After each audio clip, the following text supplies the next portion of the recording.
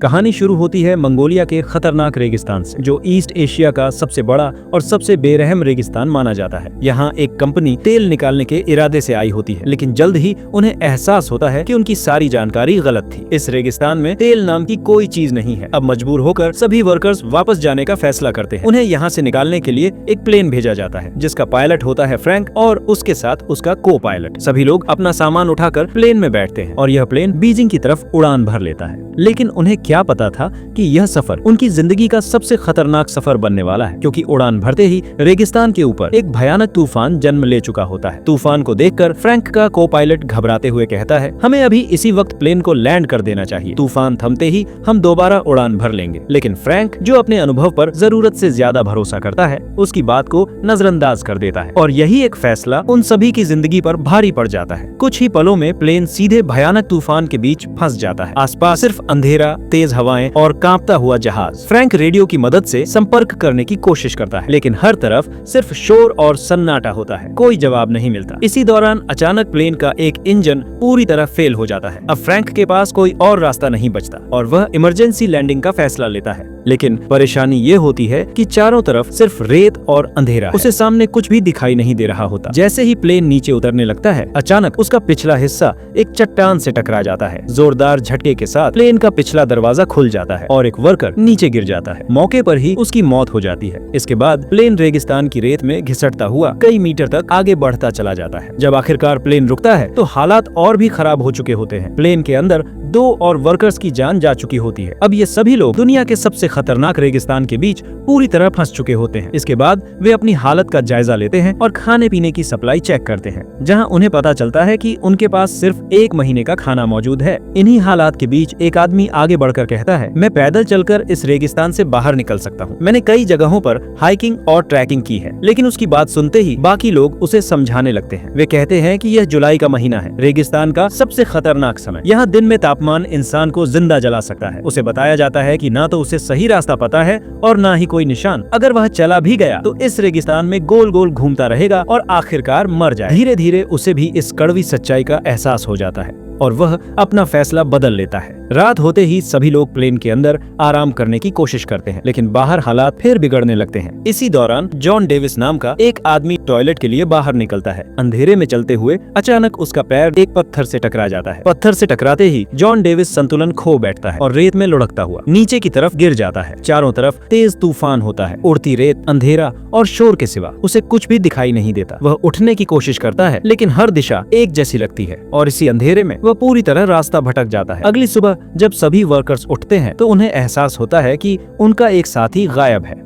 वे चारों तरफ उसे ढूंढने की कोशिश करते हैं, रेत के टीलों के पीछे, चट्टानों के पास, हर उस जगह जहां कोई इंसान जा सकता हो। लेकिन जॉन डेविस का कोई निशान नहीं मिलता। अब हालात और भी डरावने हो जाते हैं। इसी बीच वहां मौजूद एक महिला फ्रैंक के पास जाती है और डरते हुए पूछती है, क्या हमें यहाँ से कोई बचाने भी आएगा? फ्रैंक कुछ पल चुप रहता है और फिर सच बोल देता है, मुझे नहीं पता। यह सुनते ही उस महिला का चेहरा उतर जाता है। फ्रैंक आगे बताता है कि तूफान की वजह से हम अपने रास्ते से पूरी तरह भटक चुके हैं। अगर कोई हमें ढूंढने भी निकला तो इस अनंत रेगिस्तान में हमें ढूंढ पाना लगभग नामुमकिन होगा। और यहीं से सभी लोगों की उम्मीदें धीरे धीरे टूटने लगती हैं। अब उन्हें यकीन होने लगता है कि शायद कोई भी उन्हें यहाँ से लेने नहीं आएगा। हालात इतने बिगड़ चुके होते हैं कि आखिरकार 2 लोग पैदल ही रेगिस्तान से निकलने का फैसला कर लेते हैं। वे जैसे ही अपने साथ पानी ले जाने लगते हैं, तभी पायलट फ्रैंक उन्हें रोक देता है। फ्रैंक साफ कहता है, यहाँ से कोई भी पानी नहीं ले जाएगा। अगर कोई गया तो सबके हिस्से का पानी कम हो जाएगा। बस यही बात बहस को झगड़े में बदल देती है। गुस्से और खींचतान के बीच पानी के कैन नीचे गिर जाते हैं और कीमती पानी रेत में बहने लगता है। यह देखकर सभी के चेहरों पर डर और मायूसी और गहरी हो जाती है। तभी इसी ग्रुप में मौजूद एक आदमी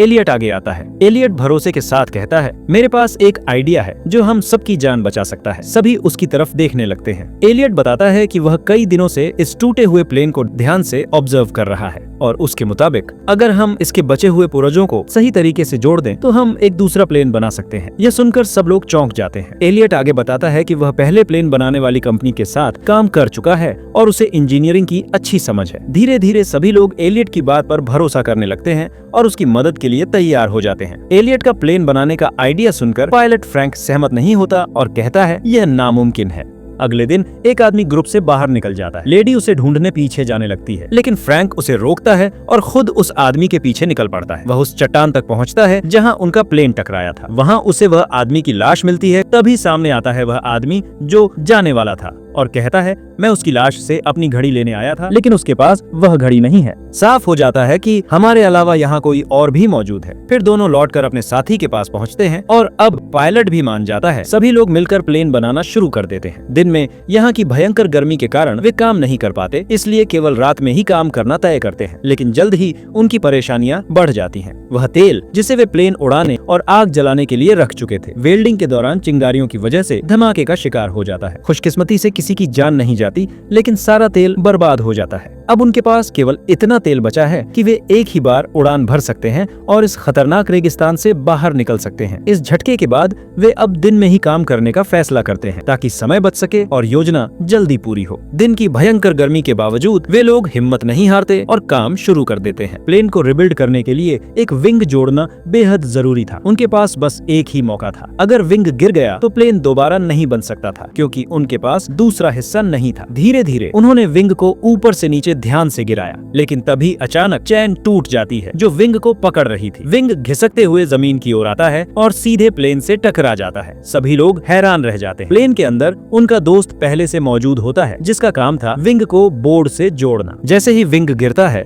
उनका दोस्त बाहर आता है और कहता है, मैंने काम मुकम्मल कर दिया। असल में विंग ठीक वहीं लग जाता है जहां होना चाहिए था। प्लेन का स्ट्रक्चर अब पूरा और मजबूत हो गया था। सबकी आंखों में उम्मीद की चमक लौट आती है। वे खुशी मनाते हैं, डांस करते हैं और पल भर के लिए रेगिस्तान की भयावहता को भूल जाते हैं। साथ ही वे रेत हटाकर एक रनवे तैयार करने में जुट जाते हैं ताकि प्लेन टेक ऑफ कर सके। लेकिन जैसे ही लगता है कि सब आसान हो गया, एक भयंकर इलेक्ट्रिक स्टॉर्म आ धमकता है। बिजलियां गिर रही होती है और विंग के अंदर पेट्रोल होने की वजह से खतरा बढ़ जाता है। सभी लोग डरकर वहां से दूर भाग जाते हैं, सिवाय एलियट के। वह अकेला रहता है क्योंकि वह चाहता है कि प्लेन सुरक्षित रहे। जैसे ही बिजली एलियट की तरफ गिरती, फ्रैंक तुरंत उसे खींचकर नीचे ले आता और उसकी जान बच जाती है। अगर एलियट को कुछ हो जाता तो प्लेन कभी मुकम्मल नहीं बन पाता। अब सभी मिलकर अपने प्लेन का नाम रखते हैं फिनिक्स। जैसा कि मिस्र की मिथोलॉजी में बताया गया है, फिनिक्स रेगिस्तान से दोबारा जन्म लेता है और बेहद शक्तिशाली होता है। लेकिन अभी भी प्लेन पर काम बाकी है और धीरे धीरे उनका पानी भी कम होने लगता है। एक रात दूर से उन्हें कुछ टेंट्स दिखाई देते हैं। वहाँ कुछ लोग सो रहे होते हैं जो असल में स्मगलर्स थे, जो हथियार सप्लाई करते हैं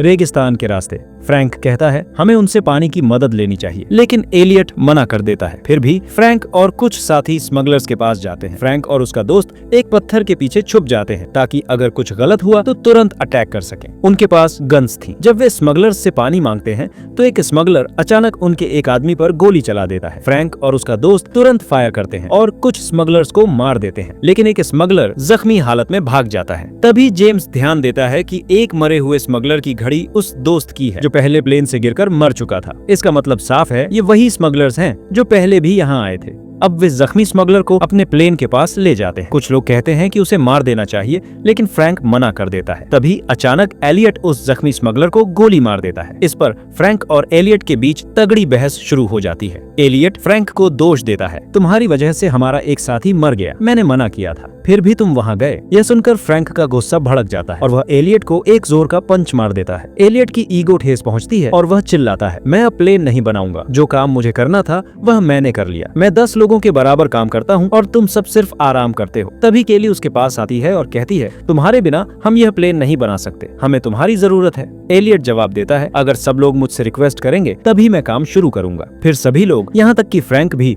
उससे काम शुरू करने के लिए रिक्वेस्ट करते हैं। फ्रैंक एलियट की तरफ देखता है और कहता है, तुम ही यहाँ के बॉस हो, कृपया इसे मुकम्मल करो। एलियट मान जाता है और फिर सभी मिलकर प्लेन बनाने के काम में जुट जाते हैं। एक दिन दूरबीन से वे देखते हैं कि वह स्मगलर जो पहले भाग गया था अब अपने दोस्तों के साथ वापस आ गया है, लेकिन वह आगे नहीं बढ़ते क्योंकि उनके पास अब उनके ही हथियार हैं। स्मगलर्स जानते हैं कि इनका पानी और खाना जल्दी खत्म होगा और जैसे ही ये कमजोर होंगे हमला करेंगे। इस खतरे को देखते हुए वे लोग और भी तेजी से काम करने लगते हैं। आखिरकार उनका काम मुकम्मल हो जाता है। तभी फ्रैंक को एक मैगजीन मिलती है जिसमें कई तरह के प्लेन मॉडल्स होते हैं। पता चलता है कि एलियट ने प्लेन का मॉडल इन्हीं टॉय मॉडल्स को देखकर बनाया था। वो छोटे छोटे छोटे उड़ने वाले मॉडल्स बनाता था, लेकिन कभी एक बड़ा रियल प्लेन नहीं बनाया। अयान गुस्से में एलियट के सर पर गन रख देता है और चिल्लाता है, तुम हमें बेवकूफ बना रहे थे, ये प्लेन कभी नहीं उड़ेगा। लेकिन एलियट जवाब देता है, मुझे यकीन है ये प्लेन उड़ेगा। हाँ, मैं छोटे रिमोट कंट्रोल वाले प्लेन्स बनाता था, लेकिन उनमें बैलेंस सबसे जरूरी होता है।